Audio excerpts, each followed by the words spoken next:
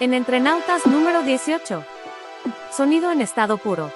Conversamos con Ariel Heredia sobre diseños electrónicos con un ruido de piso súper bajo, un rango dinámico súper alto y respuesta de frecuencia súper extendida. Conoce sus propuestas analógicas de consolas, compresores y ecualizadores que complementan el mundo digital, solo con Rodolfo y Yamil, en Entrenautas. Entrenautas, entretenimiento, arte, tecnología y gente.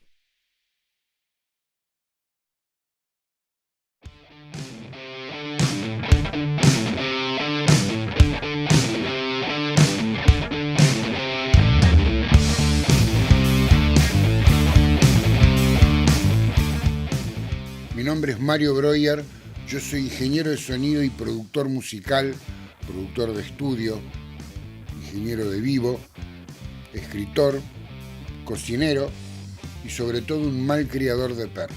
Quería contarles que hoy nos juntamos aquí en Desdémona con nuestro amigo Ariel Heredia, que vino a presentarnos algunos de los equipos que le está haciendo en esta época. Ya conocemos los ecualizadores valvulares y las versiones de press y de compresores que ya vienen haciendo hace tiempo, pero hoy vino a presentar esta hermosa consola. Es un poco raro, ¿no es cierto?, porque en una época donde toda la tecnología lleva a trabajar in the box, que alguien vaya en contra de la corriente, a mí no solo me produce una gran admiración, sino también un gran interés de preguntarme si este tipo fue en contra de la corriente, debe estar trayendo algo bueno. Y la verdad que estuvimos acá a la tarde, estuvimos probando con distintos tipos de música, con música folclórica, con un poco de rock, con un poco de jazz, y estuvimos alimentando los canales de esta consola con todo tipo de instrumentos, voces, pianos, baterías, bajos, guitarras, y le estuvimos probando bastante. Antes de eso, el señor Heredia fue sometido a un rigurosísimo cuestionario con cosas que tienen que ver un poquitito con la ductilidad de la consola, del equipo, con cómo está diseñada su fuente de alimentación, cosa que muy poca gente pregunta, pero cuando uno tiene más de 40 años involucrado con las perillas, sabe que para saber bien cómo es ese restaurante hay que entrar por la puerta de atrás.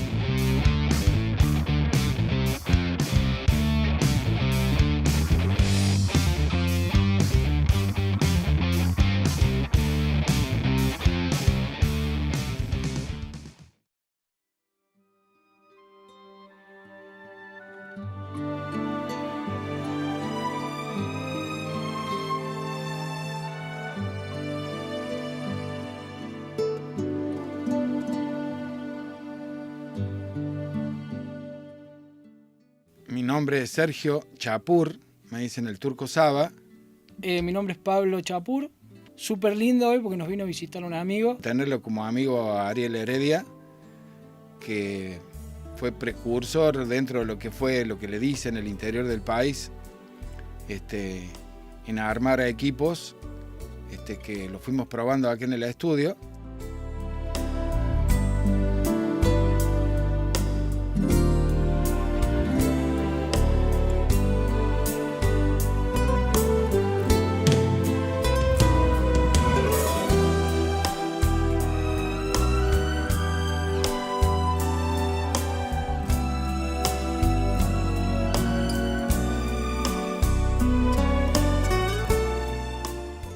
Y bueno, lo que tengo para decir de la mesa en realidad es que las características que yo escuché de la mesa han sido únicas para mí.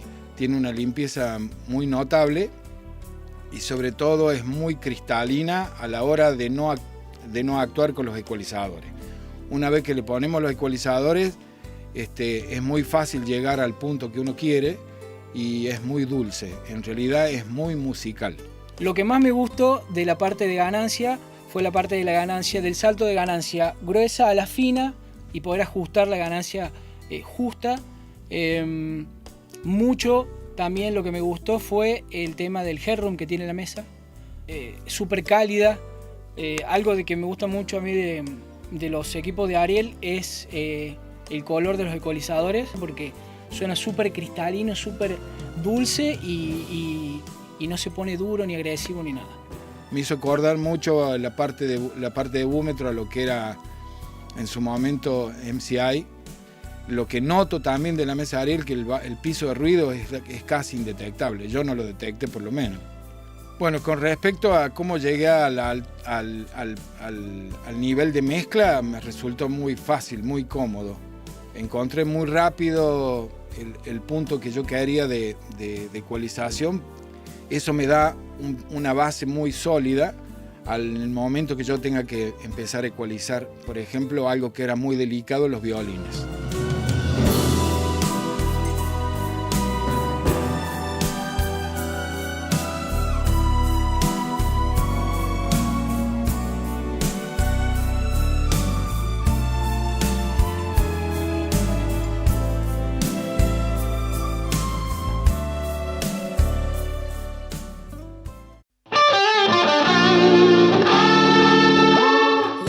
Mi nombre es Luis Primo, estamos aquí en Estudios Maya.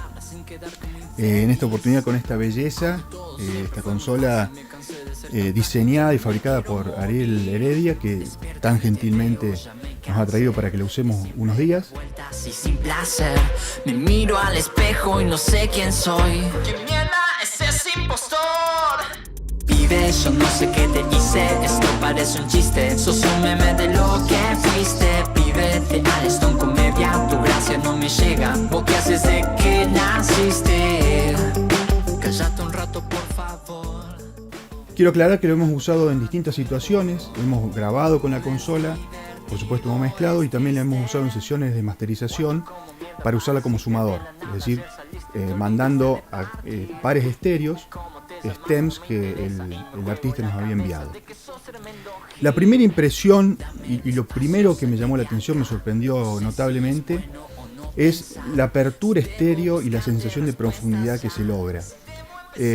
Yo cuando mezclo tengo como en mi cabeza la idea de formar una especie de triángulo que parte de mi cabeza hacia los parlantes, en el cual lo que yo pongo al centro y quiero que suene cerca, trato de que a la vez esté bien en la cara, digamos, ¿no?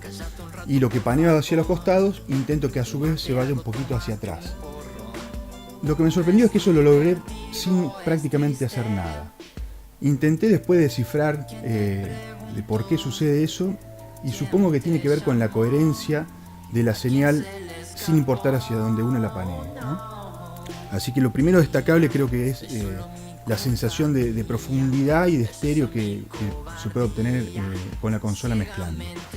En cuanto a los pre, que los usamos justo en una sesión en donde el cantante tiene muchísima dinámica, había partes muy fuertes y partes muy bajitas, respondió increíblemente limpio, es decir, en las partes suaves no se perdió ningún detalle, no había ningún ruido, nada que agregara, y en las partes fuertes jamás distorsionó, es decir, es un pre extremadamente transparente. Como yo no pude con mi ingenio, fui un poquito más y medí con mis modestas herramientas a ver qué distorsión podía llegar a ver, y tanto en los pre como en la entrada de tape, de cinta de la consola, no logré hacer que la consola distorsione. Es decir, siempre distorsionaba primero el conversor, tanto viniendo como yendo hacia el digital, pero jamás encontré algún armónico nuevo que se originara en la consola. Así que estamos hablando de una consola extremadamente limpia.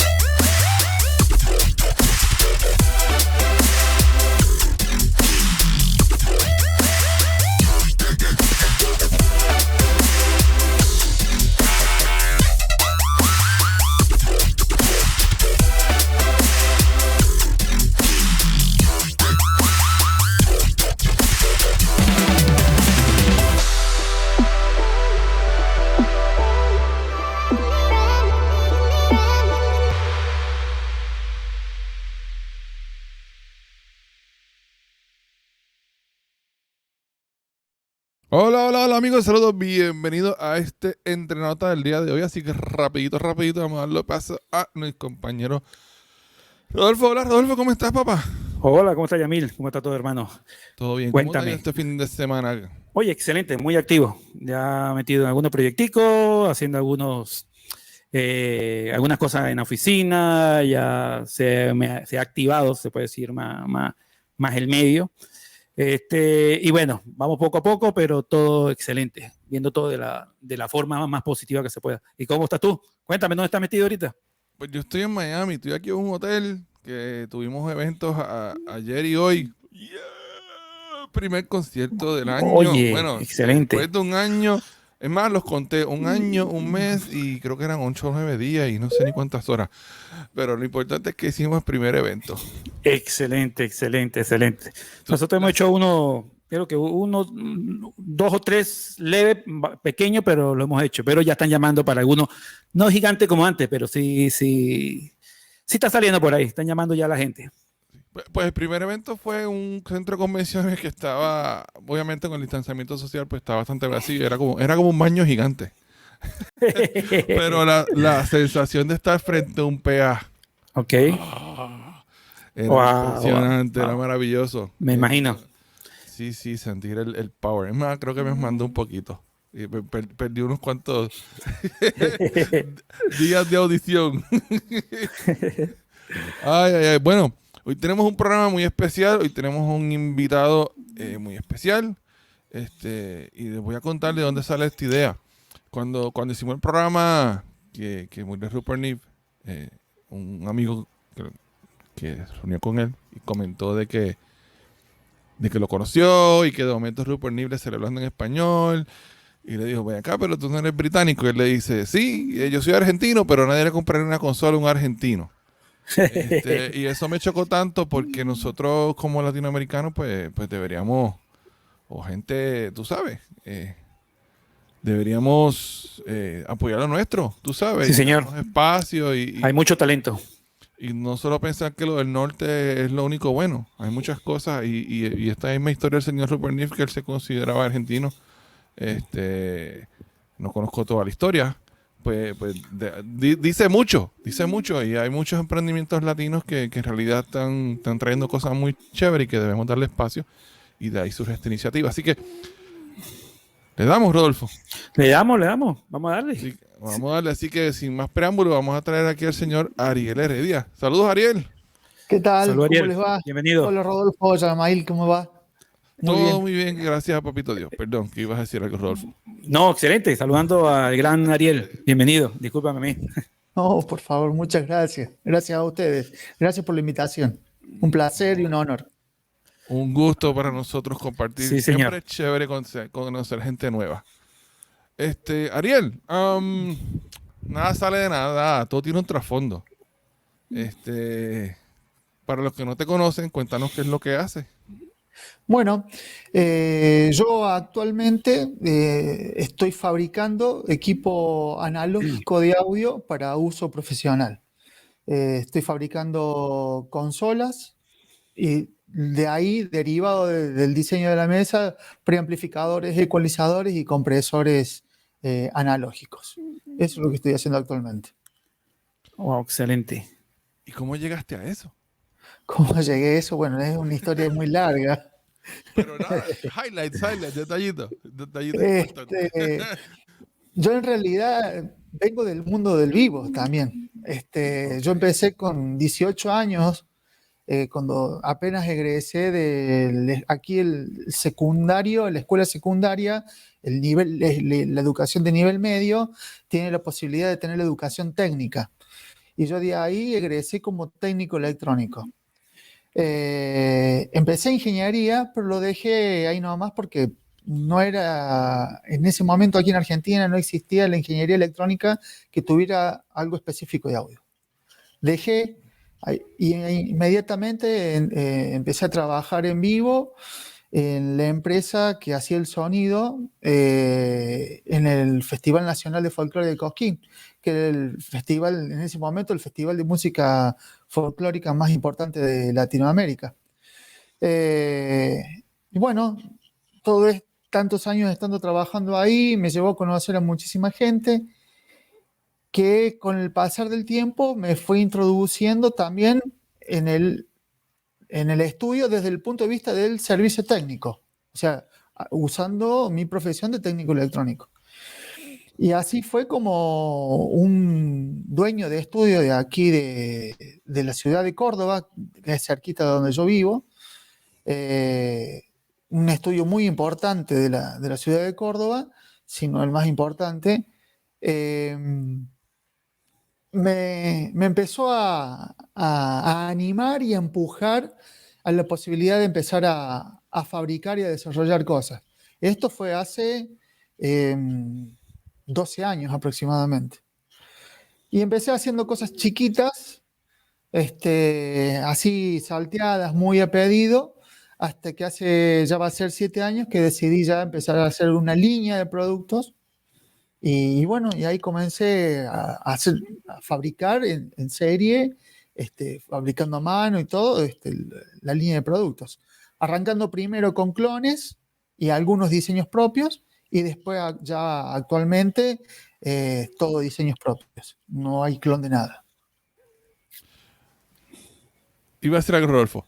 No. Dale tú. Zúmbate, tú como que yo también, dale. No. No, di tú. Okay. Dale. Dijiste que empezaste haciendo clones. Empecé haciendo clones.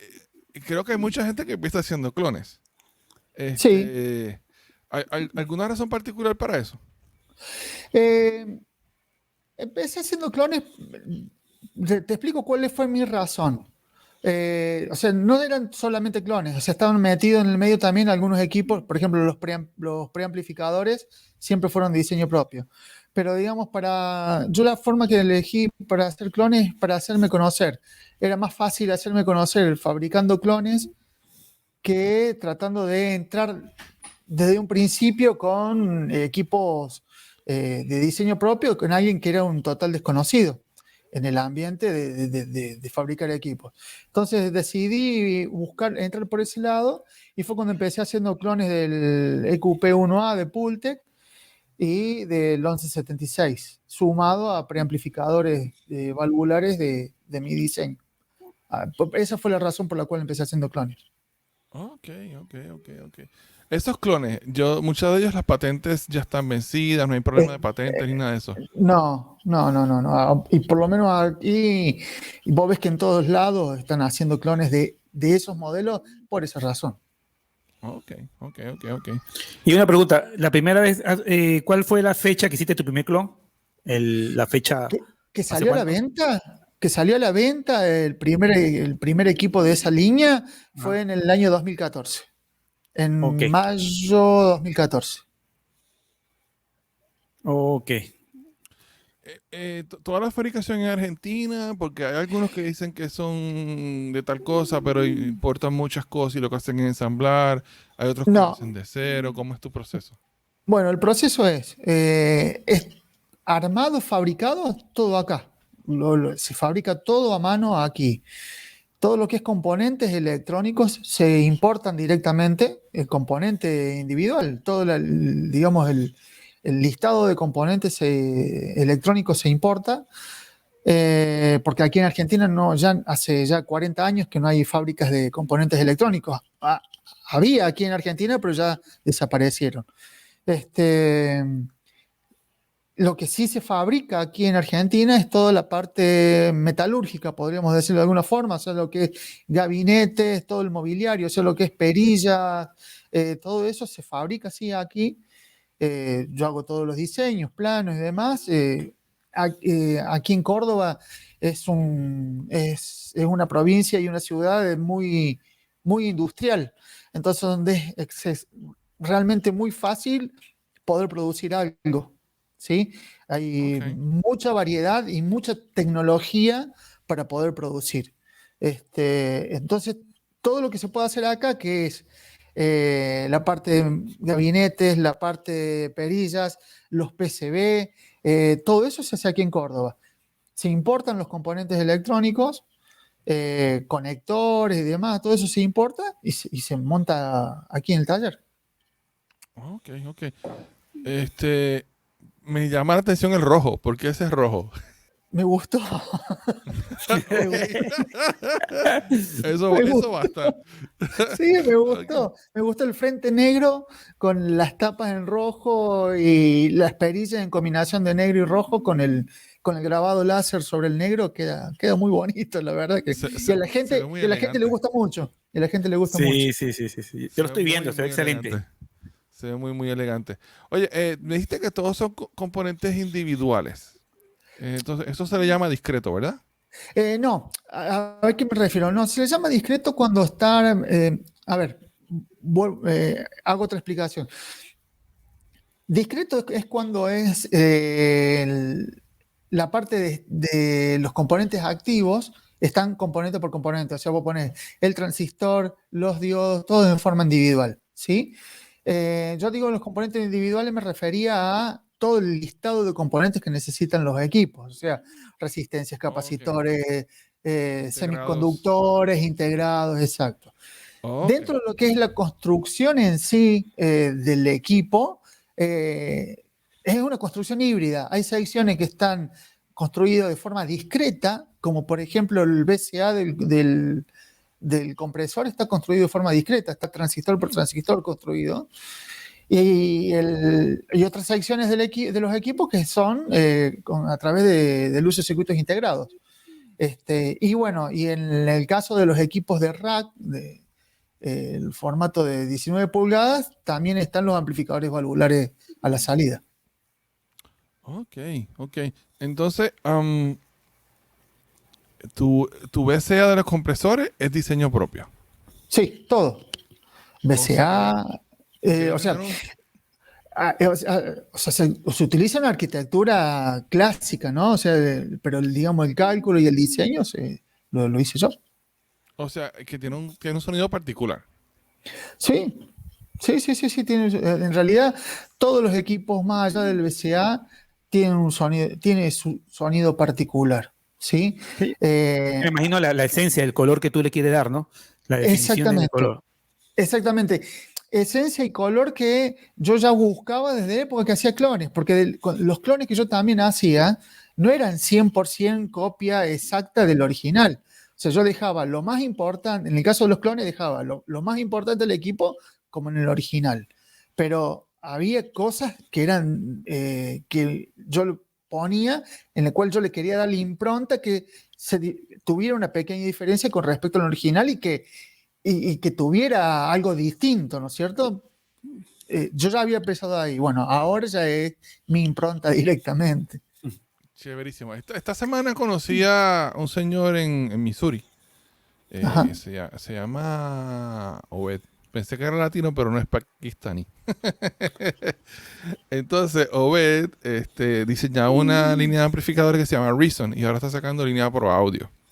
Ajá. Y lo conocí en un estudio que fui a hacer un ajuste del monitoraje principal. Y él estaba allí reparando una NIF. No me acuerdo los modelos. La que tiene los botones azules, redondos. No es la de 73, sino creo que es un poquito después. Y estábamos hablando pues de la consola. Obviamente es una consola muy apreciada por todo el mundo. Sí, ese es un modelo famoso. Debe ser con los preamplificadores 1073, por lo que vos me...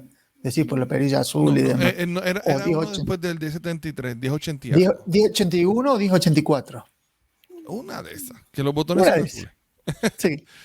El asunto fue que me encantó la respuesta cuando él me la dije, yo me eché a reír. Porque uno de los muchachos que estaba con nosotros hace unas preguntas así como bien ingenuas. Y le dice, ¿y qué les pareció el NIV? Y entonces él le dice, lo hizo muy bien, suena muy bien. Yo hubiera hecho cosas diferentes. Y esa respuesta me encantó, tú sabes.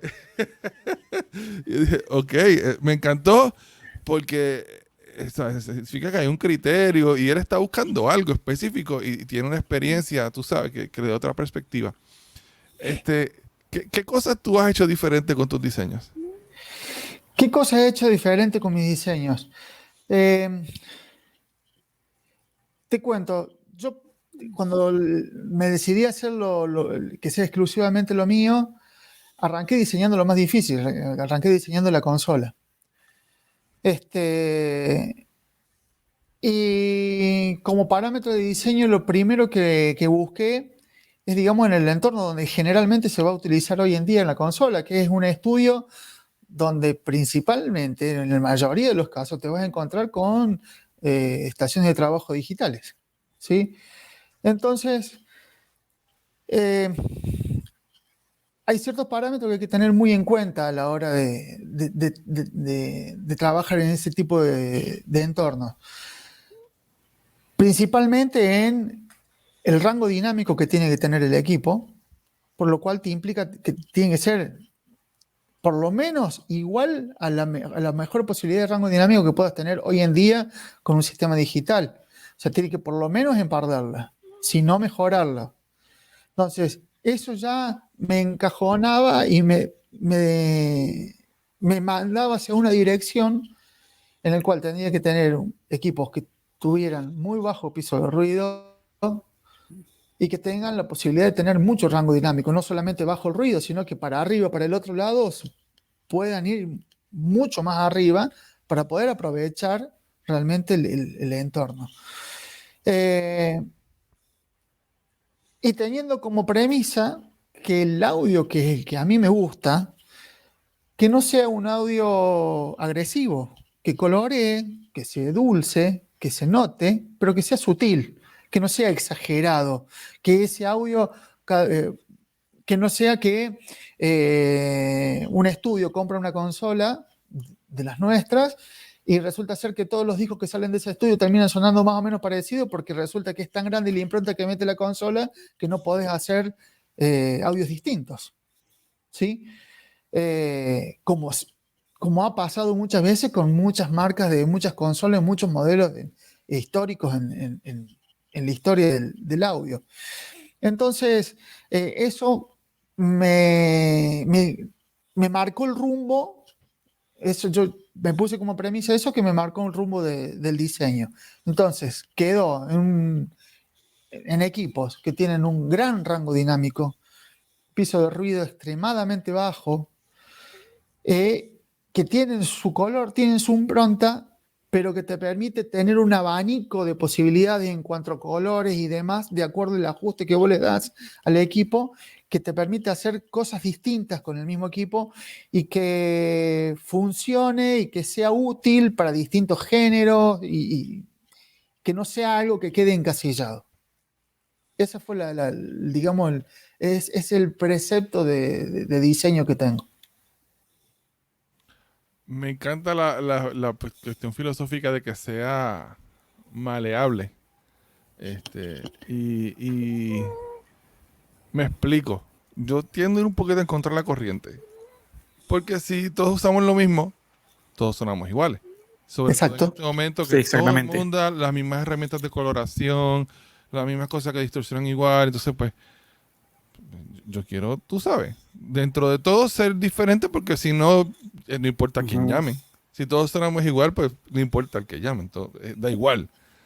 Tal cual. Tal cual. Entonces, pues, me dices eso y dices, wow, eso va con mi forma de pensar. Que por ejemplo, a la hora de mezclar, yo tengo un template, pero mi template no tiene plugins, básicamente. Tienes unos sí que son staples, tú sabes, y son herramientas únicas, pero no tanto de coloración, sino cosas que ayudan a agilizar procesos. Ajá. Siempre empiezo de cero y no tengo cadenas definidas ni nada. Siempre soy voy escuchando y hasta donde me dirige el gusto y el oído, pues por ahí me voy. Y no tengo mi receta de que este es mi canal de kick, este es el snare, no. Yo creo que cada Perfecto. trabajo es como una pieza. Sí, no manejar un estándar que todo tiene que ser igual, pues salirse me imagino, del estándar, pero que sea bien, que sea. Claro. Es como más customizado, es como más artesanal. O sea, no Exactamente. es combinaciones predefinidas que siempre funcionan con todo, entre comillas, sino lo veo Además, como algo artesanal. exacto. Además, uno, por lo menos lo que yo creo y lo que he visto tanto en el vivo y ya hace bastante tiempo en los estudios, tenemos que partir de la base de que todos los grupos, o sea, por lo menos aquí en Argentina, hay la cantidad de grupos y la cantidad de géneros que se graban y que se producen, cada cosa tiene su propia impronta. Entonces, tu equipo no puede manejarle, no puede determinar o ponerle un piso o un techo a lo que es la producción y la impronta que está generando el grupo y el estilo en particular. O sea, uno hace un equipo que, si quiere ser tan fino el ingeniero que esté grabando y mezclando, quiere ser extremadamente fino para hacer una orquesta de tango, lo puede hacer. Y si quiere ser extremadamente agresivo para hacer un grupo de trap, también lo puede hacer. ¿Sí? O sea, y que pueda conseguir colores realmente distintos. De hecho, si vos después ves los videos que están en la página web, son 3 ingenieros distintos. O sea, uno es Mario Breuer, el otro es Sergio Chapur y el otro es Luis Primo. Y si escuchas el audio de la música, que es el audio de la música que mezclaron cuando hicieron esas pruebas, suenan totalmente distintas. O sea, ahí te da la pauta de lo que puede hacer la mesa, de acuerdo a lo que quiera hacer cada uno del ingeniero que la esté usando en el momento. Buenísimo, buenísimo. Oye, Ariel, si quisiera, si te pidieras, descríbeme sónicamente tu equipo. Describir sónicamente el equipo. Sí. Tú sabes que en esto del sonido hay muchas descripciones abstractas. Sí. Tú sabes. Y yo sé que lo que estoy diciendo es como un disparate, pero no sé, me vino eso a la cabeza. No, pero es muy común y pasa en todo el mundo eso de las descripciones abstractas. Tratando de pintar, de describir con colores y demás cosas y texturas el audio, ¿sí? El audio de mis equipos, el audio que yo busco, es un audio terso, dulce, cálido, ¿sí? Con graves que son redonditos, que son envolventes, agudos muy claros y muy definidos, sin ponerse agresivos jamás. Ese es, no sé si te sirve más o menos esa descripción del tipo de audio que a mí me gusta. No, buenísimo. El que no había escuchado era terzo. Esa es nueva para mí. Terso significa es que es muy suave, muy dulce, es como si tocaras algo, una seda. Sí, es como si tocaras un vestido de seda que le estás pasando la mano, así, algo suave, a eso se refiere. Sí. No, chévere. Perdón por esa pregunta tan extraña. No, está bien. Una pregunta, la diferencia de sí. Hay una pregunta. Tú estás, disculpa, ¿vas a decir algo? No, zúmbate. Tú ¿estás casado con alguna marca de componente electrónico o usas variedad de marca? No sé. No, lo que pasa es que es muy grande la cantidad. Sí. La cantidad de fabricantes de componentes electrónicos es gigantesca. Y el nivel, todas esas marcas tienen distintos pisos de calidad, ¿sí?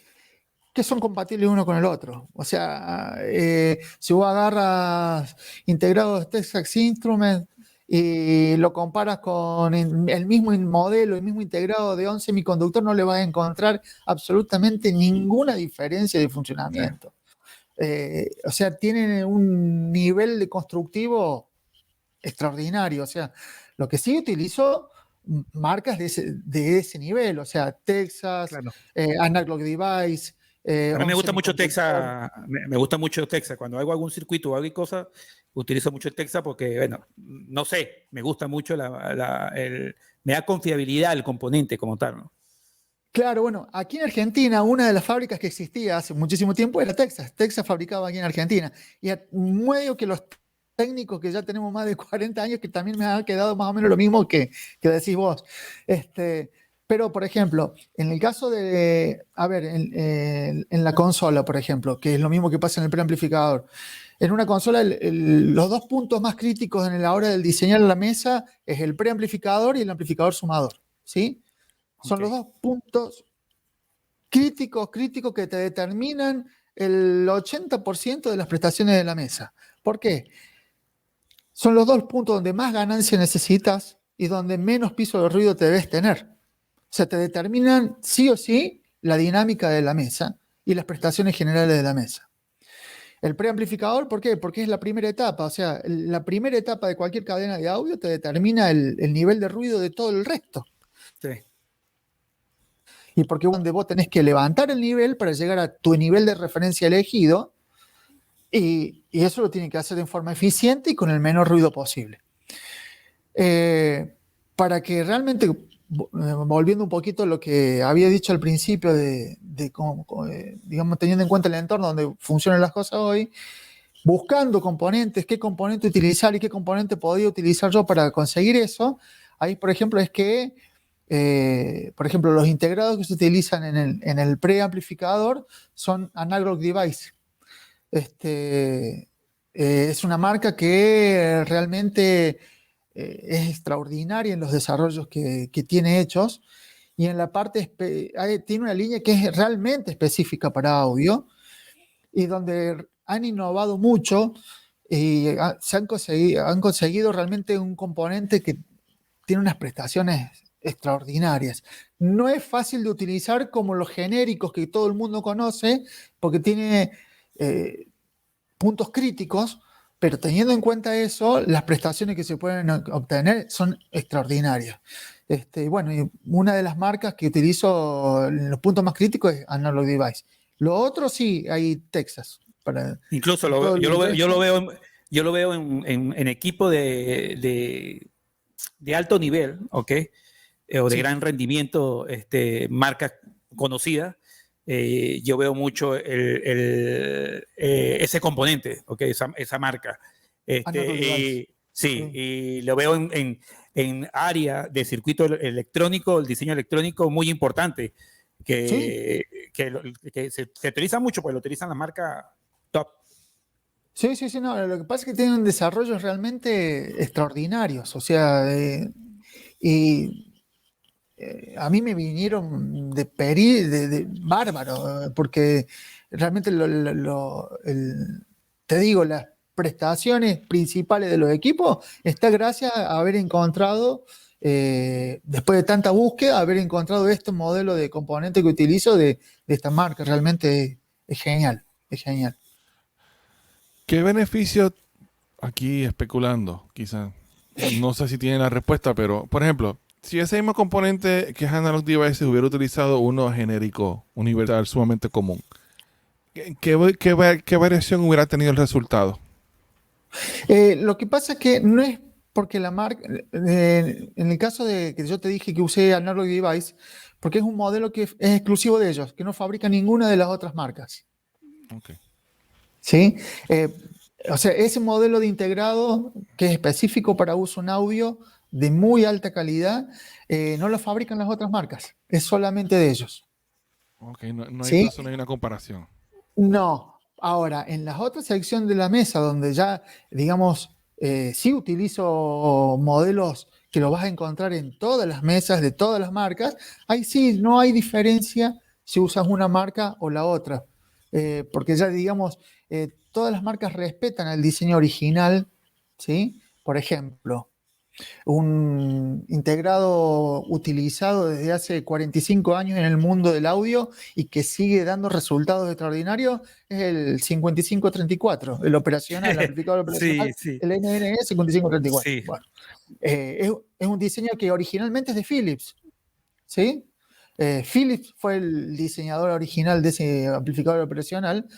Hoy lo fabrican todas las marcas, absolutamente todas, y respetan el mismo diseño original de todo. Entonces todo termina funcionando exactamente de la misma manera.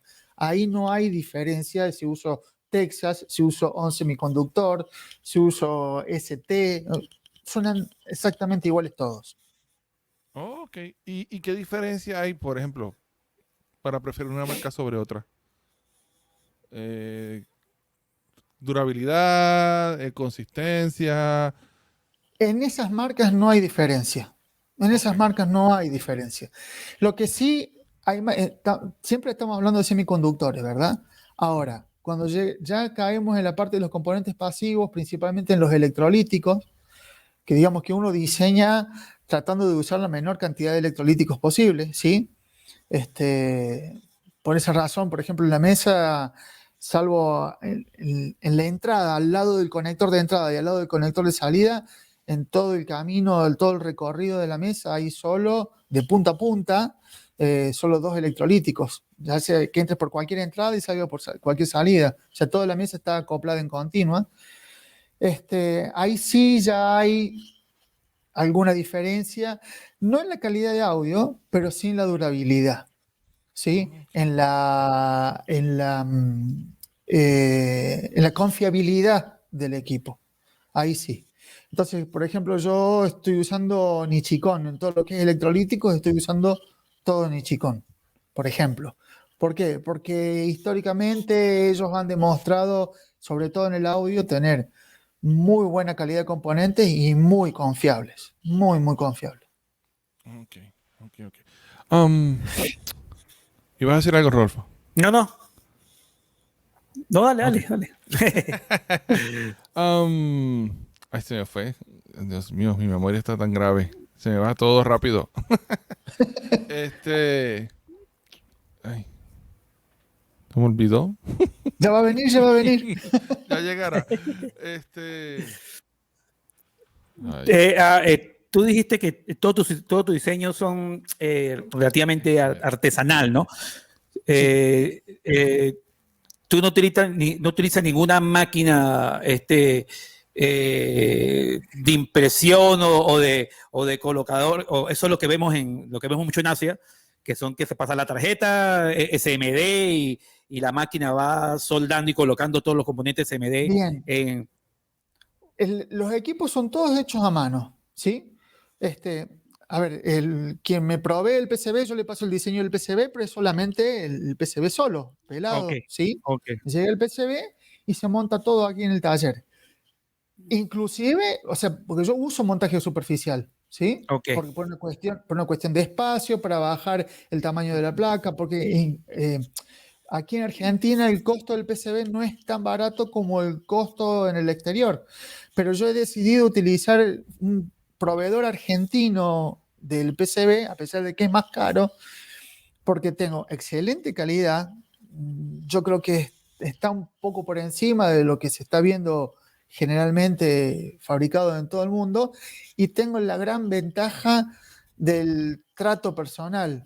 Che, Rubén, mirá, hay que modificar tal cosa porque hay un problema aquí. Listo, no te hagas problema, mándamelo de vuelta y modifícamelo como vos te parece y lo probamos de vuelta, listo. Y al otro día lo tengo hecho. O sea, ese feedback entre el fabricante del proveedor y el fabricante del equipo, que es imposible tener con alguien que está a 12.000 kilómetros. Claro. Eso es invaluable. Sí. Claro, entonces... Da una flexibilidad increíble. Claro. Entonces, a la hora de hacer alguna modificación, porque, a ver, los equipos, uno llegó al diseño bárbaro, pero la cabeza sigue dando vuelta y busca un desarrollo tratando de mejorar lo que ha hecho. Entonces, qué sé yo, a ver, por ejemplo, los equipos que vos estás viendo del gabinete rojo y demás, no es solo con respecto al primero gabinete que era todo negrito de chapa, no es solamente estético el cambio. O sea, dentro del equipo hubo un cambio abrupto en la forma del montaje de las placas, ¿sí? Todo eso se hizo a medida que iba pasando el tiempo. Entonces, gracias a este feedback con el fabricante del PCB, es que yo podía ir haciendo bastante rápido los cambios, ir probando, ir haciendo prototipos antes de sacarlo. Listo, lo hacemos de esta forma porque esta es la mejor forma.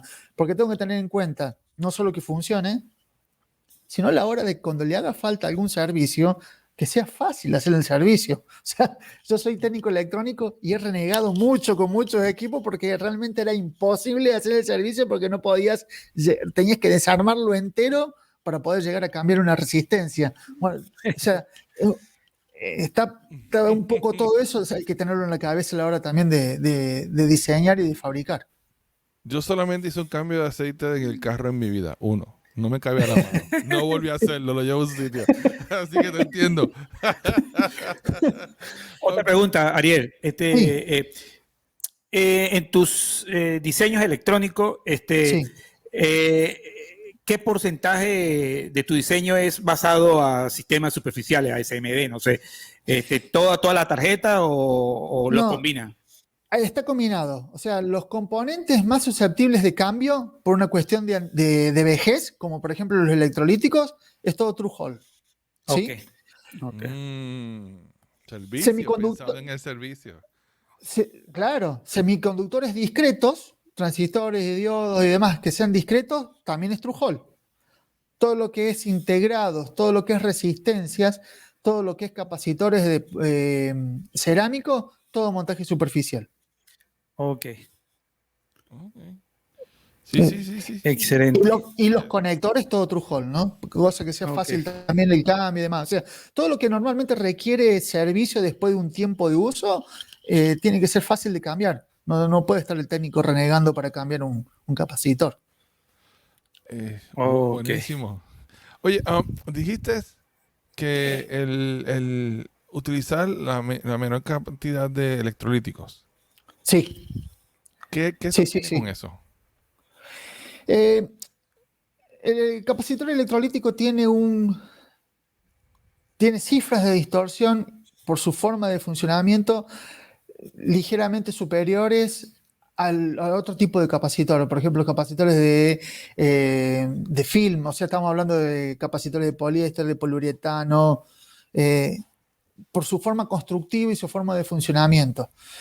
Entonces, por lo general, ¿qué se hace? En los lugares donde por el diseño es indispensable un valor relativamente grande de capacitor, estamos hablando encima de los 10 microfaradios, de ahí para arriba, no queda otra que usar electrolíticos por el tamaño físico del componente. Porque si lo quieres usar de cualquier otra tecnología, se hace muy grande físicamente, ¿sí? Además de que el electrolítico por lo general tiene más distorsión que los capacitores por ejemplo, de policarbonato.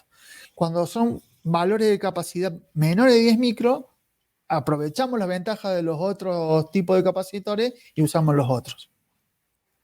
Esa es, digamos, la línea de usar. De pensamiento. Okay. Claro. No es nuevo, ¿eh? O sea, esto se supo desde siempre. Por ejemplo, no sé si conocen o seguramente han visto las consolas EMI, las famosas consolas EMI, las TG-12345, como la que se usó para grabar Abbey Road de los Beatles, o como la que se usó para grabar... Bueno, aquí en Argentina, en Córdoba, en el estudio este que yo te mencionaba, hay una de las 5 que quedan funcionando en el mundo. Está aquí. Es una MTG 12345, una Mark III. ¿Por qué está en Argentina? Porque era la que estaba en EMI Argentina. O sea, EMI tenía filial en Argentina. Filial completa. O sea, estudio, producción, prensado de discos. O sea, estaba completa. Tenía una filial completa aquí en Argentina. Y EMI tenía la costumbre de equipar todos sus filiales más importantes exactamente iguales. Entonces, vos te encontrabas que EMI Argentina en la década del 70 tenía el mismo equipamiento que Abbey Road. Exactamente lo mismo. Las mismas consolas, los mismos micrófonos, los mismos grabadores. Bueno, esa consola, claro, esa consola, EMI, la TG-12345, cuando la filial de EMI Argentina cierra, quedó en Argentina porque se vendió a un dueño argentino. Quedó arrumbada, no se usaba, principalmente porque se desconocían algunos detalles técnicos de la mesa que cuando la querían usar en un estudio, quien la instalaba y quien la usaba no conocía algunos detalles que eran muy importantes, como por ejemplo que el nivel de referencia de esa mesa, el cero del búmetro, no es los niveles estándar que conocemos hoy en día. O sea, no es más 4 dBu, no es 0 dBu, sino que es un cero que EMI tenía en sus estudios, que es 1 milivatio pero sobre 200 ohms. O sea, terminan siendo 447 milivolts. Entonces, claro, cuando la ponían y la instalaban, ponían a cero los búmetros a nivel de referencia y a los grabadores, cuando miraban el grabador, les quedaba 9 dB abajo. Y decían, esta consola no tiene headroom, entonces quedó arrumbada. El dueño que la compró no lo usó nunca y quedó ahí. Hasta que este técnico e ingeniero de aquí de Córdoba la descubrió, que la tenía, se la compró. Y bueno, se armó su estudio en torno a una TG 12345. Bueno, esa consola, eso es oro. Y Oro. se la han querido comprar muchas veces. Eso es mejor que un fondo mutuo, inversiones. No, es tremendo. Esa consola que fue diseñada, porque digamos, hay 4 versiones de esa mesa, pero la diferencia en realidad son de utilidad, o sea, cantidad de canales, cómo estaba, en qué posiciones estaban los ecualizadores, pero básicamente todas las consolas son iguales, no hay diferencia en cuanto al audio y el diseño. Fueron diseñadas en el año 68 y ya en esas consolas, por ejemplo, vos la desarmás y ves 2 electrolíticos de punta a punta en todo el camino de la señal. Todo lo demás, usaron capacitores de policarbonato en el año 68. O sea, realmente, o sea, no es nuevo el tema, no es nuevo. O sea, que tú conociste esa consola de primera mano, le diste servicio, le diste mantenimiento. La mantengo aún, hoy en día la sigo manteniendo. De tu diseño, ¿hay influencia de conocer esos No, circuitos? nada que ver. Nada que ver. Ok. No, nada que ver. La EMI TG es estado sólido, todo discreta. No hay ni un solo integrado en todo el camino de la señal. Utiliza transistores muy comunes de la época, o sea, que se usaban muchísimo en el audio. De hecho, si tomas un equipo hi-fi de Philips, por ejemplo, de la década del 70, te vas a encontrar que tiene los mismos transistores, misma marca, el mismo modelo de transistores que tiene esa consola adentro. Pero son diseños que tienen su impronta, suenan muy bien, pero están superados en muchos aspectos. Claro, me imagino también que la consistencia en la fabricación de componentes ahora ayuda mucho a mantener cierta calidad, la tolerancia. Sí, por supuesto. No, pero esto guarda, en aquella época también, O sea, la tecnología de fabricación de componentes de buena calidad no es nueva. O sea, te encontrabas, en esa época ya había resistencias de film metálico del 1%, o sea, o capacitores de carbón por deposición y que tenían una estabilidad y una precisión extraordinaria. O sea, no es nuevo el tema de la tecnología de fabricación para tener buena calidad de componente. Dijiste que la EMI es toda discreta. Sí, completamente. Yo tengo unos módulos de Quad 8, todos discretos. Y la verdad que son una belleza. ¿Eso cambia algo en el sonido? ¿O en realidad? No, es el diseño lo que te da el audio. No tiene que ver que sea discreto o integrado. Mira, te voy a dar hay un ejemplo de esto. Seguramente escucharon también hablar en su momento de los estudios de George Martin, Air Studios. ¿Sí? Focusrite, la Forte. Cuando George Martin comienza a hacer sus estudios, le va a hablar con Neve para las consolas para sus estudios.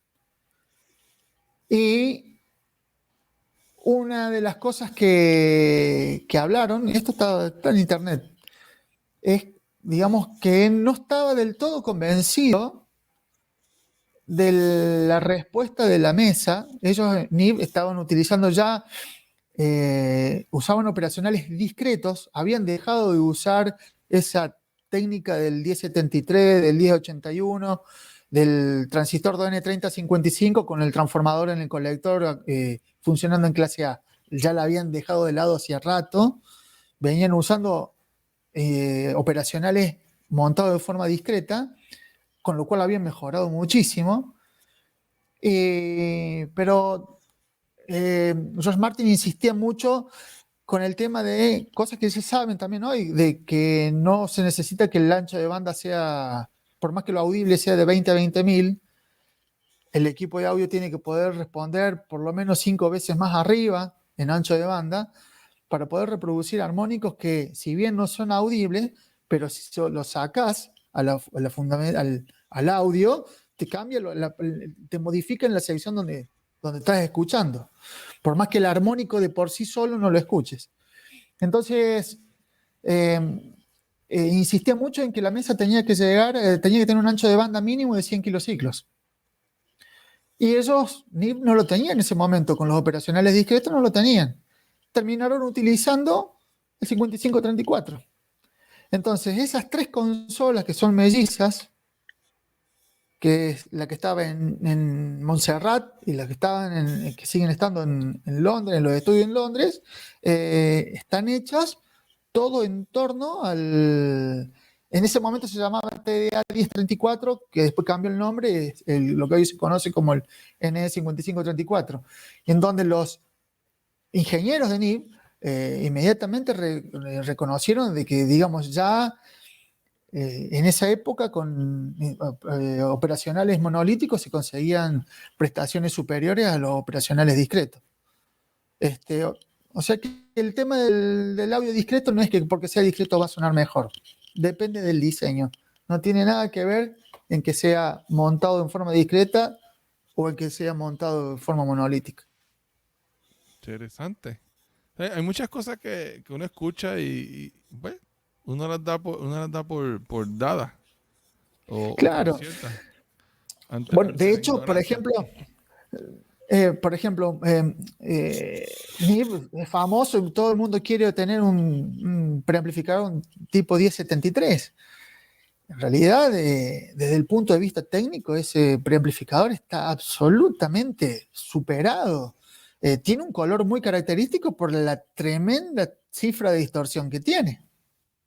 O sea, el color se lo da la distorsión armónica es lo que le da el color. Entonces, está bueno tener un poco de distorsión para que tu equipo se diferencie de otro y tener determinado color. Pero otra cosa es lo que pasaba a finales de los 60 y principios de los 70, cuando se estaba dejando de lado una tecnología ya muy desarrollada, muy buena y muy madura, como era la valvular, para empezar a usar por cuestiones de costo una tecnología muy nueva como era el estado sólido en el audio. Entonces, de hecho, el amplificador de salida de esos NIB, 1073, 1066, 1081, la salida es un transistor, un DN3055, que en el colector del transistor tiene un transformador acoplado en continua. O sea, es una topología que, por ejemplo, aquí en Argentina lo encontrábamos en los autorradios AM de la década del 70. O sea, no es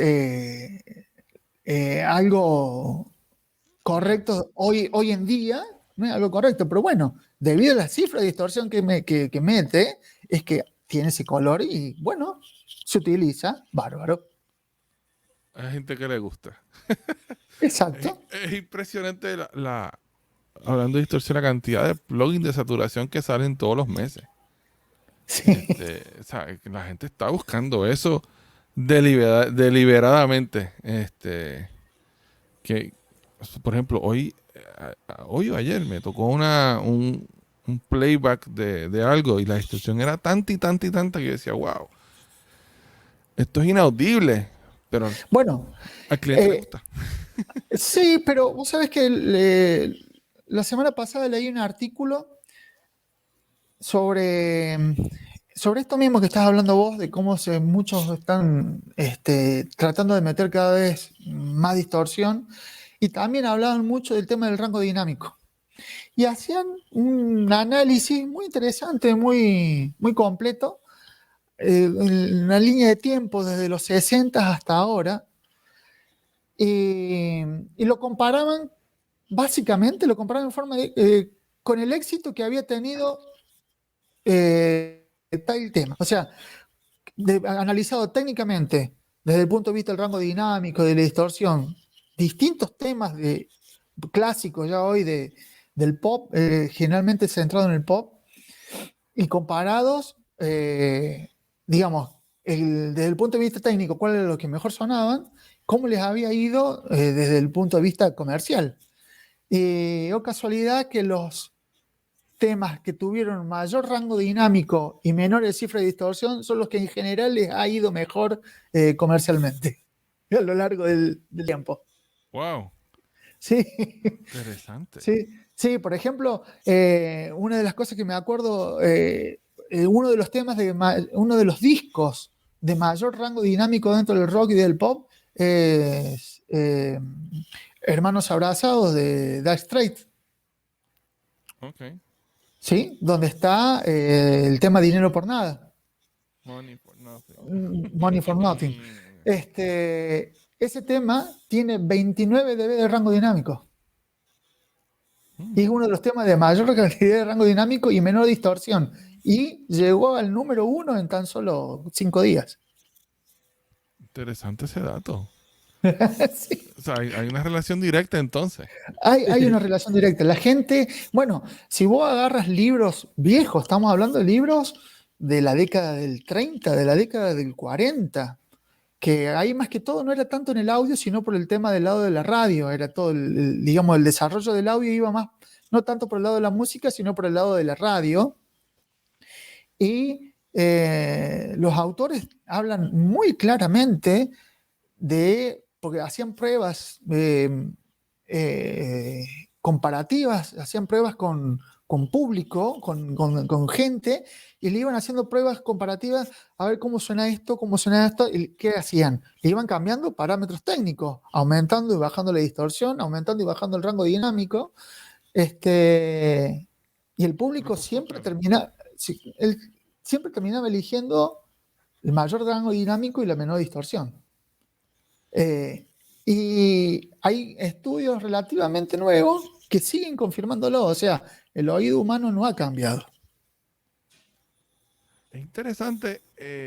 Estoy de acuerdo 100% y claro, pero por otra parte me pongo a analizar otras experiencias. Por ejemplo, hay un disco de Pat Metheny que se llama Orchestrations, que es un disco que es una máquina robótica, mecánica, con solenoides y todo eso.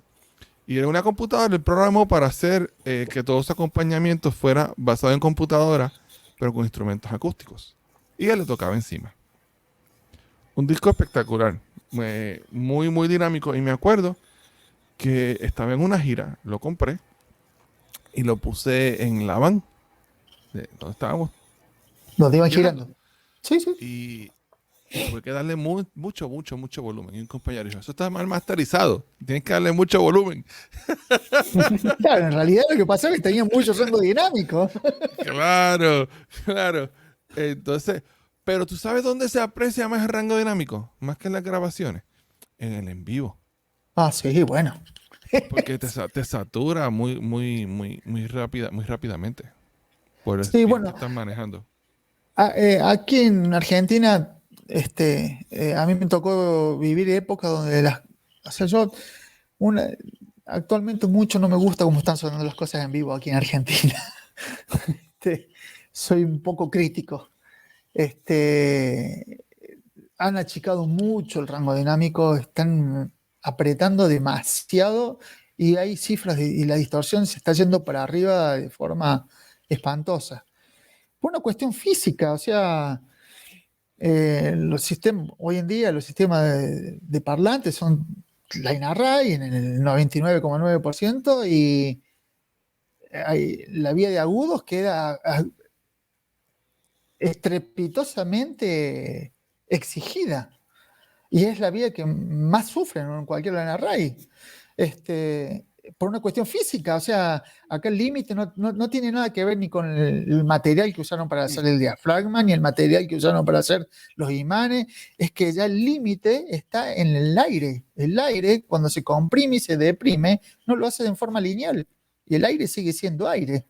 Entonces ya hay un límite para eso, para que donde la cifra de distorsión llega a cierto punto, y si la potencia promedio se va para arriba, la distorsión se va para arriba. Así que acá digamos que se ha perdido un poco eso. No es lo que era en la década del 90, que donde realmente había mucha dinámica.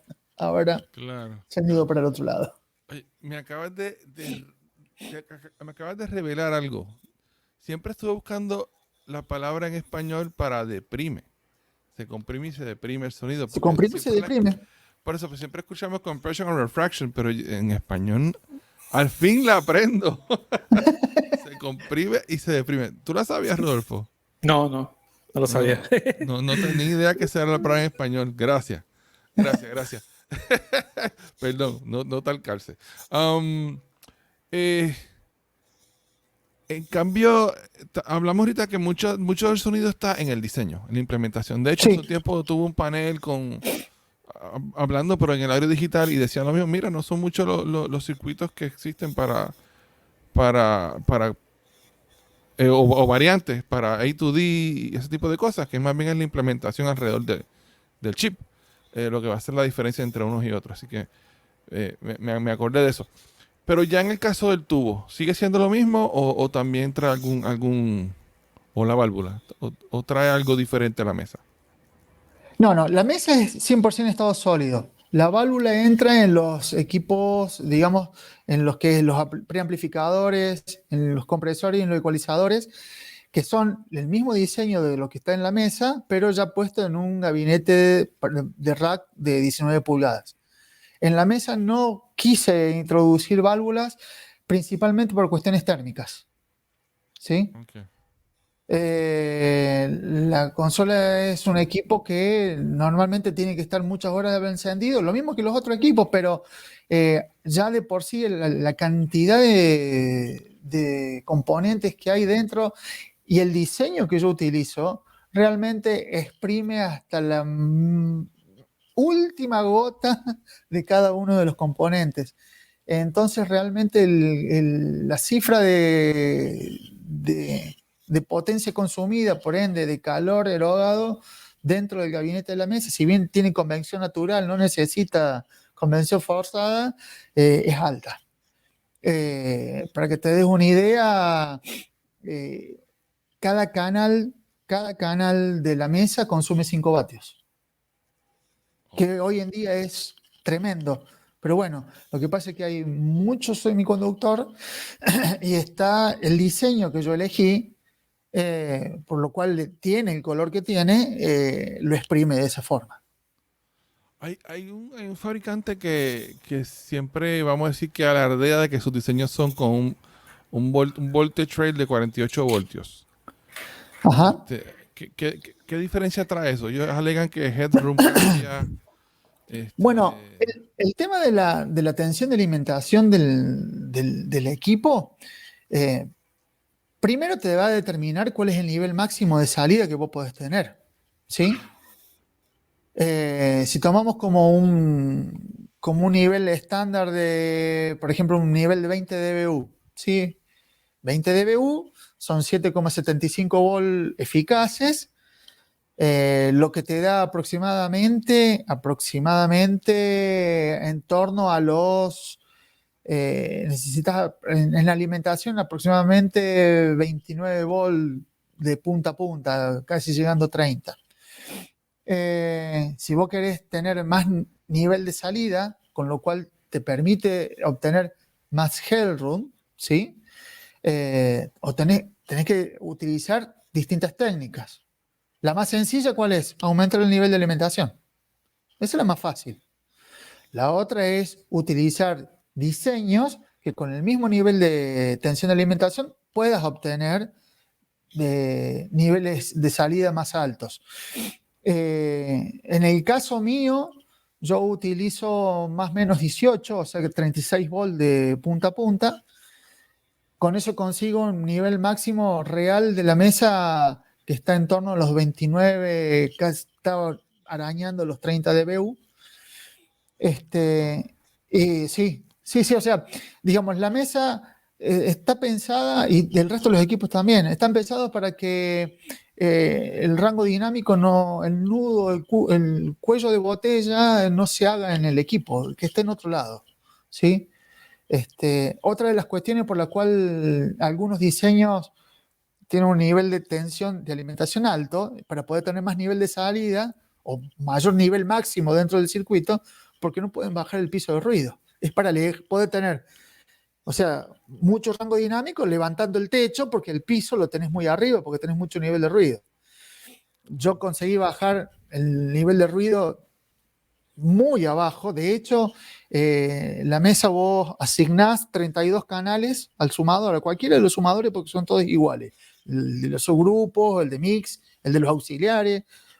Vos asignás 32 canales, abrís el máster, medís el ruido y está en menos 100 dBu. O sea que si tenemos menos 100 dBu y por el otro lado tenemos más de 26 dBu de nivel de salida máximo, estamos hablando de que tenemos un rango que supera los 126 decibeles. Wow, eso es bien alto. Sin necesidad de acudir a altas tensiones de alimentación, que crea problemas por otro lado. Se hace complicado el tema de la disipación de potencia interna. Es el síndrome de la sábana corta. O sea, si me quiero tapar para acá, se me destapan los pies. O sea, es un poco elegir cuál es la opción más correcta. Están de moda los módulos Serie 500. Sí. ¿No has pensado meterte por ahí? Bueno, yo en su momento hice Serie 500 en la época que estaba haciendo los clones. Las primeras cosas que hice, digamos, de estado sólido que lancé de diseño propio, fueron Serie 500. Y dejé de hacerlos porque lo que hacía en ese momento me encontraba con la limitación del consumo, porque, digamos, Serie 500 especifica dentro de las normas de lo que es Serie 500, lo que debería ser igual para todos, es que por slot, en teoría, no te puedes pasar de los 130 miliamperes de consumo. ¿Sí? Entonces eso, para determinadas cosas, empezaba a limitar el diseño. Entonces, ¿qué pasaba? Sí, bárbaro, yo hacía algo que andaba fantástico, pero andaba solamente bien en mis lunchbox.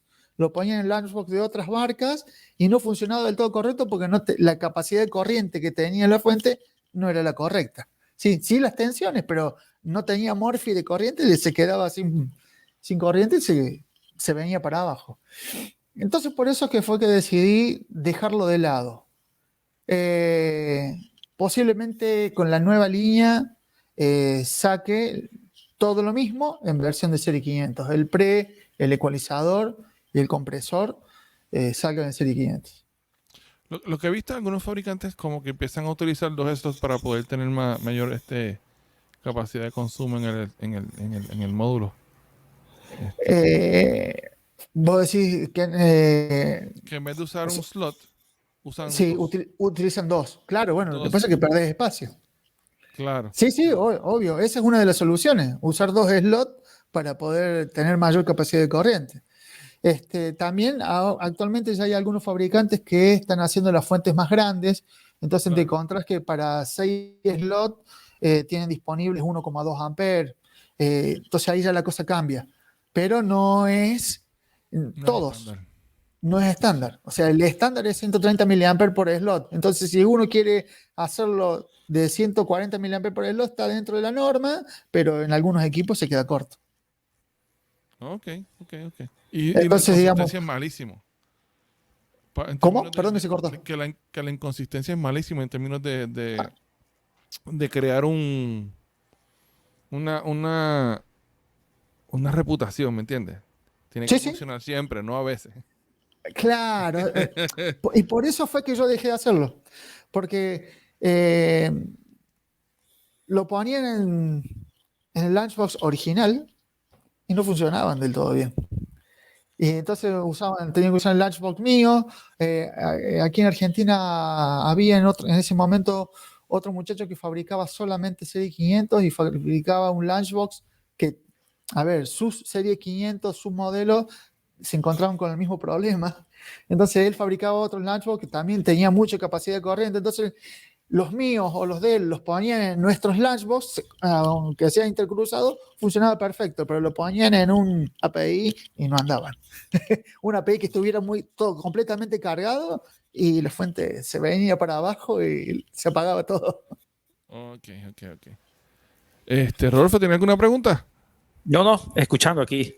Muy entretenida. Yo estoy pero entretenido porque es lo que me gusta. Rodolfo, vos sos mucho de las mediciones, ¿no? He visto en sí. algunas cosas que he visto algunas de los otros programas. Sí, mido todo. He medido todo. Incluso tengo celda de medición, de carga, todo tipo, tanto electrónica, eléctrica. Trato de medir todo. Cuando a veces no me hacen llegar los planos, Entiendo. por X circunstancia, trato de buscar la PCB, la board completa y ver punto por punto. Y tengo libros donde tengo anotado aquí llega la señal, aquí llega el voltaje. Y ahí logro ubicar alguna falla o tratar de hacer algo con el equipo que desea hacer, ¿entiendes? No que los fabricantes vayan a pensar que uno está alterando nada, sino, bueno, tú eres electrónico, entiende a lo que me refiero, pero son cosas que son positivas y uno lo puede sacar mucho provecho. Pero sí tiendo a medir todo. He puesto hasta 2-3 osciloscopios en un procesador, multímetro y medir cuando le subo volumen, cuando le bajo volumen, cuando activo la parte de ecualización del procesador. Juego con todo y eso me sirve mucho para tener esa información o esa característica del equipo. Por eso que todo el mundo en el medio me conoce de medir. Incluso cuando voy como soporte eléctrico a un evento, a un show que me lleven donde sea, trato de poner todas mis celdas de cargas de medición en las 5 líneas, ya sea audio, video, iluminación, y monitorear la subida de carga, la bajada, y registrarla, y eso me sirve para mucho y le ha interesado a muchas marcas, pues. Pero soy adicto a la medición. Yo también, un poco también. yo también, aunque últimamente también ya en algunas cosas tratar de usar un poquito la oreja por una cuestión de gusto, pero sí, todo se mide y yo soy igual. Sí, bueno, algunas marcas se preocupan porque piensan primero que tú si lo vas a clonar o esa información se le va a otra cosa, y uno dice, bueno, pero no es. Tú sabemos que no es tan fácil y más en actualidad con tanta electrónica superficial y tal. Pues. Pero se van por otro esquema, por otro pensar, y a algunos le preocupan y me escriben y me llaman pero entonces la idea es enseñar, yo aprender, empaparme ese asunto más de qué es lo que me están vendiendo y qué es lo que estoy recibiendo, y también de una forma respetuosa transmitírselo a la gente que me pregunta, pues. Es una lástima que muchos fabricantes, realmente, comparado con lo que pasaba hace unos cuantos años atrás, hay mucha información que dejaron de darla. Hoy no encontrás una cifra de distorsión, una medición de distorsión de ningún sistema. Si no la haces vos, no la encontrás en ningún lado. Totalmente. Es una lástima. Sí. Totalmente. Es una lástima. Sí.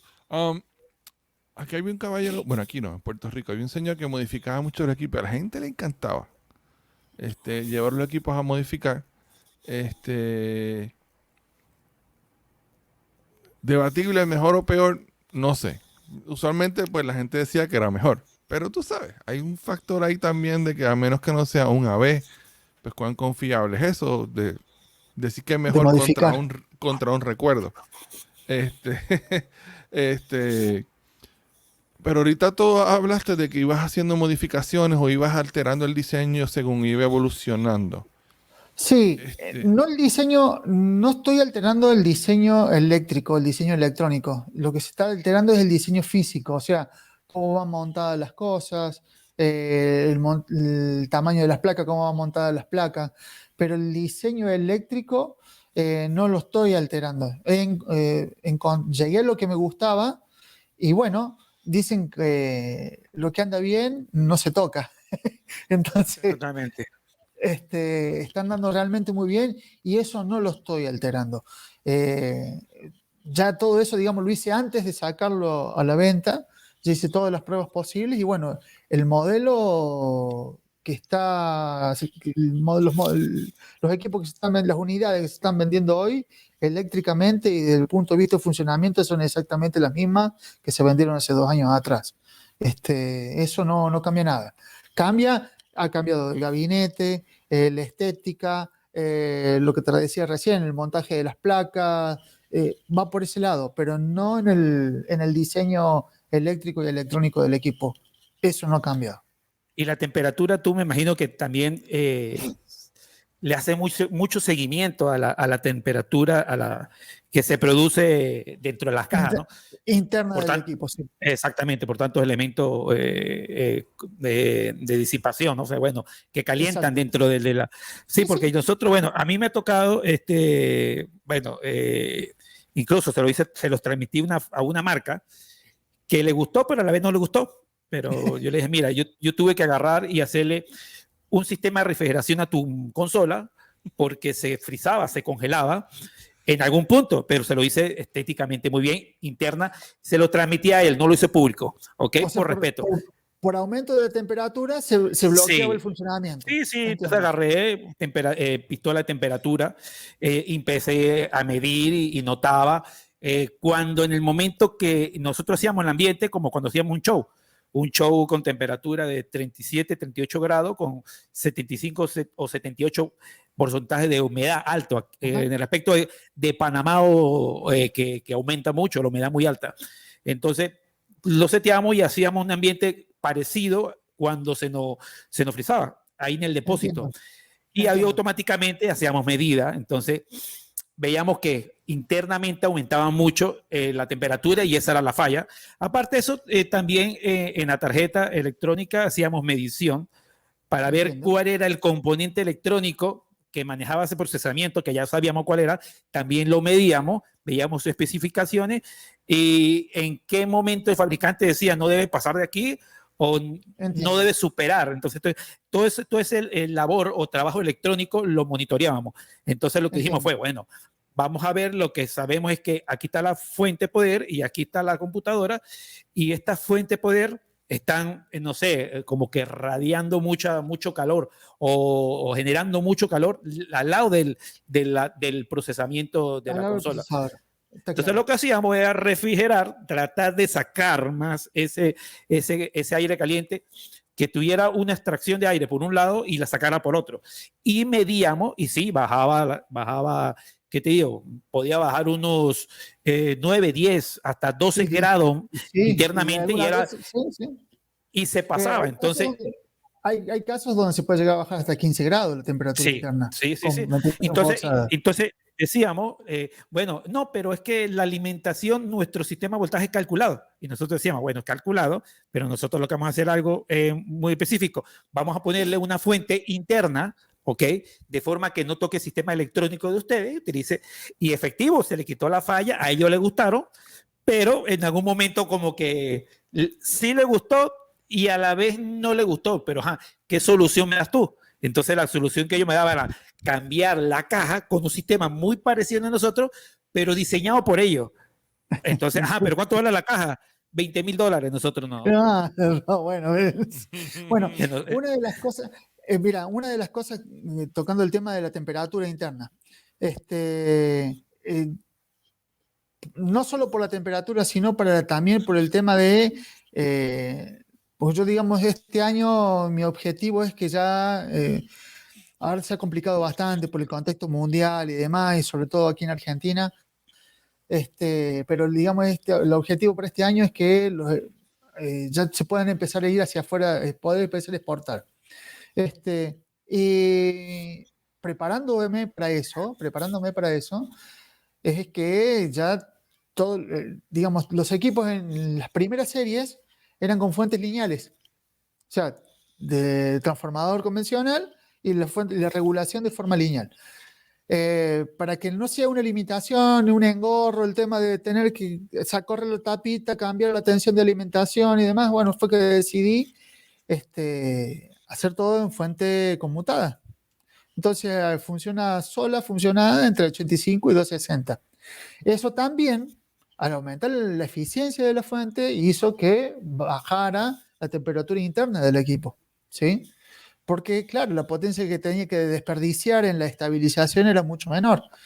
Entonces, por esas dos razones es que yo en su momento cambié de fuente lineal a fuente conmutada. O sea, que ya el equipo está preparado para poder ser exportado a cualquier parte del mundo, que no tenga limitaciones en cuanto a la tensión de alimentación y a su vez también bajar la temperatura. Eso en cuanto a los equipos de rack, ¿no es cierto?, de 19 pulgadas que tienen la fuente adentro. En cambio, en el caso de la fuente que tiene la consola que tiene la fuente en el exterior, una de las pruebas que hice, o sea, si bien la consola es una consola de estudio, pero me la llevé a un vivo.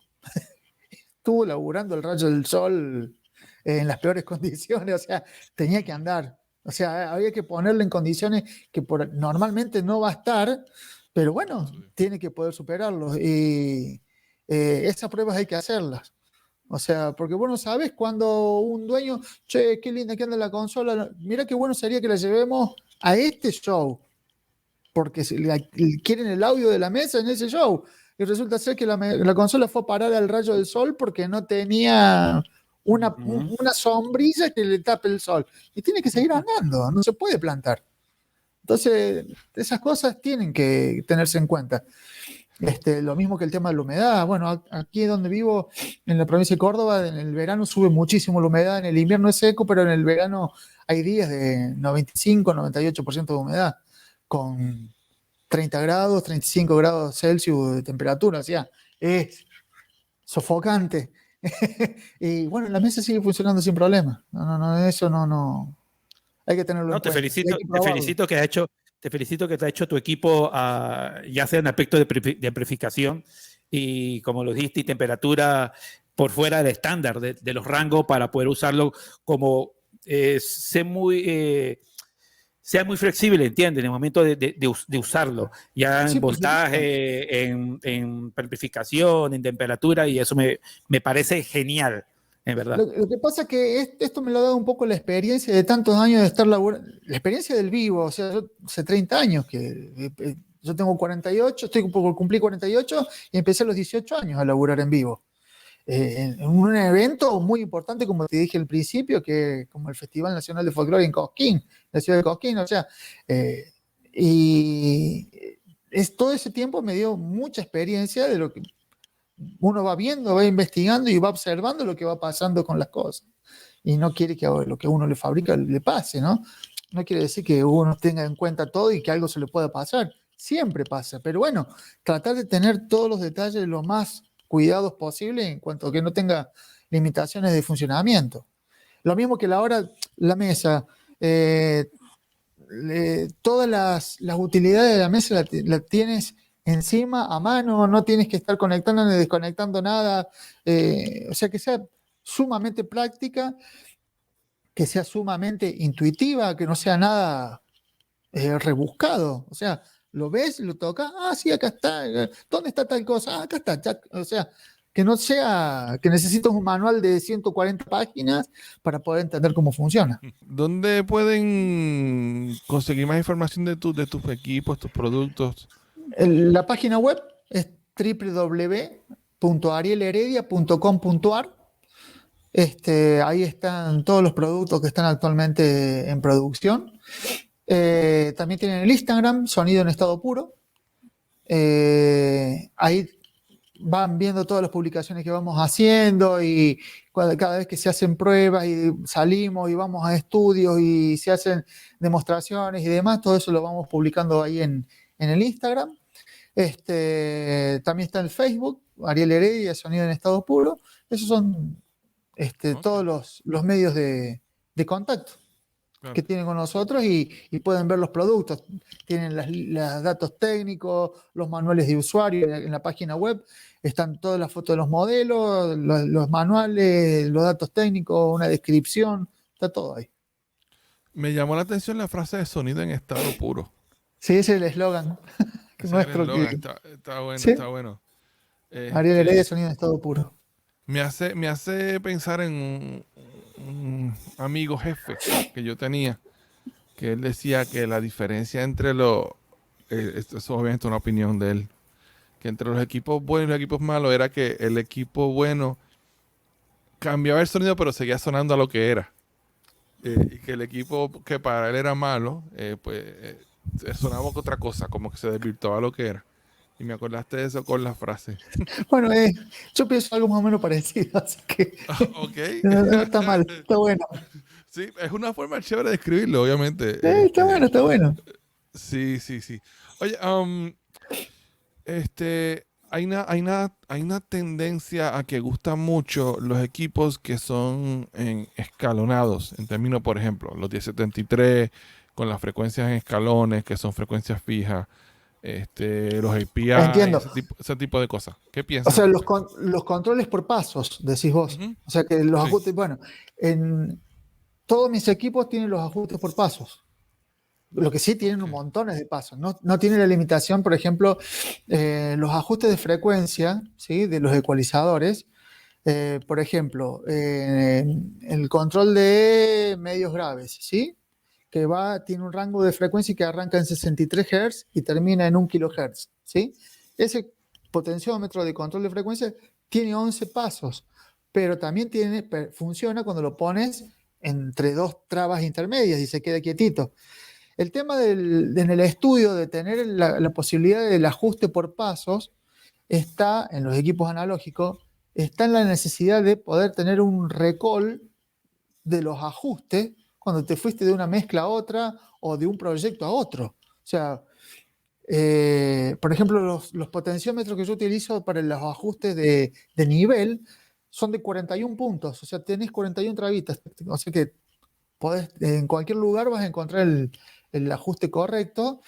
Y ¿qué hace? En el caso de la mesa se entrega con una plantilla transparente que también tiene impresa la serigrafía de la mesa, pero está perforada que pasa por los botones. Entonces se apoya sobre el frente de la mesa. Entonces vos con un marcador podés marcarlo, levantas, pones el título del tema o de la mezcla, lo que sea, lo guardas en una carpeta. Si tienes que volver a ese proyecto, buscas en la carpeta, pones y vas a llegar exactamente al mismo lugar, porque es un lugar donde tiene una traba, o sea, no va a estar ni más arriba ni más abajo. Un lugar Eso específico. claro, eso en el estudio es fundamental. Eso es una magnífica idea. Sí, señor. Eso está genial. Sí, porque, Claro. por ejemplo, salió un plugin que tú le sacabas una foto y lo ponías en la sesión, pero no queda igual. Inclusive, yo tengo una iMac Recall, y no queda igual. No Ah, queda igual porque, sobre todo la parte de los VCA de los fader, cambia mucho, Ajá. mucho. Entonces, por ejemplo, si yo la Bueno, ahí, apagaba y la prendía, y como que entonces tenía que empezar a ajustarlos, midiendo con el viewmeter, para poder volver a tener la misma sumatoria de vuelta. la posición de los faders, bueno, los faders no son motorizados, tampoco tienen automatización. Pero eso depende mucho del sistema que se utilice para hacer la automatización, en el caso del fader, ¿no? Pero siempre termina en una limitación, hay un punto que es la limitación, que es la parte mecánica. Está bien, las diferencias son ínfimas, pero están. Suman al final. O sea, estás dependiendo de las tensiones y elasticidad de una correa que es la que mueve desde del movimiento el motor y engancha el eje del fader y mueve el eje del fader de un lado para el otro, y eso es una correa de goma y eso tiene elasticidad y nunca queda exactamente en el mismo lugar. Pero bueno, queda muy cerquita. Esto Ok. es cierto. All right. Bueno, Rodolfo, ¿tienes alguna otra pregunta? No, nada, excelente, maravilloso escuchar a este gran amigo Ariel. Y su producto artesanalmente se ve maravilloso. Ahora hay que escucharlo, pero Hay que pero escucharlo, claro. Al comienzo de la pandemia, un poquito, yo creo que empezando, ya al comienzo comuniqué con Alan. Con Alan. Sí, estoy muy curioso por escucharlo, para que obviamente pues no estábamos trabajando, así que no tenía sentido hacer la movida. Pero ya mismito arrancamos a trabajar y vamos a poder buscar la forma de tener el gusto de poder escucharlo. Con todo gusto, sería un honor, muchas gracias por dedicarnos de tu tiempo. Sé que para ti es tardísimo, Dios mío, perdón. Supone que esto durará 1 hora. No, pero para mí es un placer, y me encanta que estoy muy contento de que me hayan invitado, y espero que les haya gustado y realmente les haya servido la información que les haya podido pasar y la descripción de nosotros. las cosas. Y para toda esta gente que nos está, discúlpame, Yami, para toda esta gente que nos está viendo y nos está escuchando, hay que apoyar a estos grandes talentos latinos de todos los que hay, ¿ok? Todo no es, ya sea europeo o donde sea, también hay mucha gente buena, con mucha experiencia, grandes talentos latinoamericanos, y hay que apoyarlo porque lo necesitan y así nos ayudamos todos. Aquí en Argentina hay otros 2 fabricantes también que a mí me encantan las cosas que están haciendo. No estamos haciendo lo mismo, no nos estamos pisando, pero también hay gente que sabe y hace cosas muy, muy, muy lindas. Muy, muy buenas. Después tenemos que hablar porque queremos hablar de esos proyectos. Sí, señor. Eso que queremos tocar. Tengo un amigo en Guatemala que desarrolla unos PAs espectaculares y así mucha gente. Bueno, aquí fabricantes de sistemas de PA también hay, ¿eh? ¿Sí? Y funcionan muy bien, se ve. Funcionan muy bien. ¿Lineales también? Sí, por supuesto. Sí. Nunca me ha tocado, pero es que nosotros nos casamos mucho con ciertas cosas, obviamente. Bueno, acá pasa, ¿eh? O sea, acá, no tanto en el interior de la Argentina, pero en Buenos Aires son de casarse mucho con las marcas. En el interior no, como es más difícil el acceso, entonces ahí es donde sale el desarrollo local. Una vez me acuerdo, me llama el próximo. ¿Tú has escuchado un Langarrey Beima? Un Langarrey Beima. Eso no existe. Pregúntale de nuevo. Sí, dice que el Langarrey es Beima. Yo, que eso no existe. ¿Eso te pasó acá en Argentina? Sí. Y quiero saber quién es la persona. Que usaba esa marca. Es una persona de Río Cuarto, de la ciudad de Río Cuarto, aquí en la provincia de Córdoba, que se sigue fabricando sus cosas y en una época utilizó componentes Beima. Lo que era interesante era el herraje. Sí. El que era muy artesanal, entonces los ángulos no eran muy precisos. Sí. pero chévere. Lo que pasa es que cuando tú estás en el touring tienes una responsabilidad también y siempre usar ciertas cosas traen consistencia. Y se espera eso en tu trabajo. Y eso es entendible. Pero lo que no es entendible es que no estemos dispuestos a probar otras cosas. Sí, yo creo que lo has descrito de forma perfecta. O sea, está claro, o sea, uno trata de que siempre su trabajo salga igual en todos lados, entonces trata la forma de hacerlo con lo que uno conoce. Pero hay que estar abiertos, a poder probar otras cosas. Definitivamente. Bueno, amigos, este ha sido el programa de hoy, ha sido espectacular. Yo he aprendido un montón. Bueno, gracias. Ya sé que compresión y descompresión, ya con eso me hizo el día. Depresión. Depresión, mi memoria. Esa llevo años buscándola, te lo juro. Llevo años buscándola y hasta hoy no la vine a encontrar en una conversación. Se comprime y se deprime. Compresión y depresión. Así que si les gusta todo este esfuerzo, denle like a las redes sociales. Aquí les voy a compartir la de Rodolfo. Aquí está. Denle un like por ahí, un subscribe, un corazoncito, lo que resulte, para que notificación de cuando hacemos estos programas que son para compartir lo que aprendemos conjuntos, y estos son los de mi persona. Y como siempre, me gusta compartirle que el sonido es el vehículo para el lenguaje, que es el combustible en el fenómeno psicoacústico de la fe. ¿Qué significa eso? que todo lo que hacemos Exacto. afecta tanto la mente como el corazón de las personas y que debemos ser responsables en la medida que podamos de lo que amplificamos. Bueno, Ariel, muchas gracias, un abrazo. Muchas gracias, Mil Ariel. gracias, no, gracias a ustedes nuevamente y un honor realmente que me hayan invitado. Y vamos a estar en contacto para que entonces después nos comuniques con tus colegas. Dale. Que queremos hablar de eso. Y ojalá tengamos la oportunidad yo tenga la oportunidad, Yamil, a Argentina a conocer tu empresa y tu fábrica y bueno. Oye, sí, No, estoy no a es mitad. fascinado.